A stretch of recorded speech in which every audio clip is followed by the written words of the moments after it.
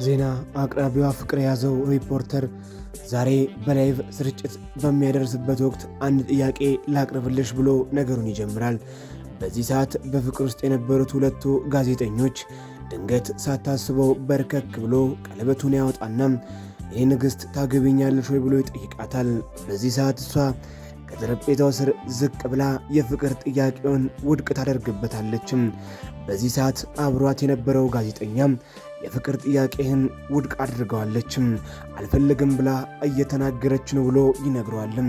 በዚህ ሰዓት ተስፋ የቆረጠው ይህ ግለሰብ በሁለተኛ ቀን ምናልባት እሺ ብትለኝ ብሎ በተመሳሳይ መልኩም ሌላ ሰው በሚያቀርብበት ወቅት ወደ ሚዲያው ብቅ ብሎ ዛሬስ ምን አዲስ ነገር አለ ብሎ ቀለበቱን አውጥቶ ሊያገባት የፍቅር ጥያቄውን አቀረበም። በዚህ ሰዓት ዳግም የፍቅር ጥያቄው ውድቅ ተደረገበትም። ልቡ በእጅጉ ተሰበረም።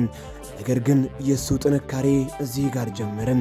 እሷ በሌላ ቀን ዜና በምታጠርቅበት ሰዓት እሱ ሪፖርተር ነበር። ታዲያ በዚህ ሰዓት አስገራሚ ጀብድ ፈጸመም። አዲሷን ፍቅረኛዬን ላስተዋውቅሽ ብሎ በዚያው ቅጽበት አዲስ ፍቅረኛ ይዞ በሚዲያው ብቅ አለ።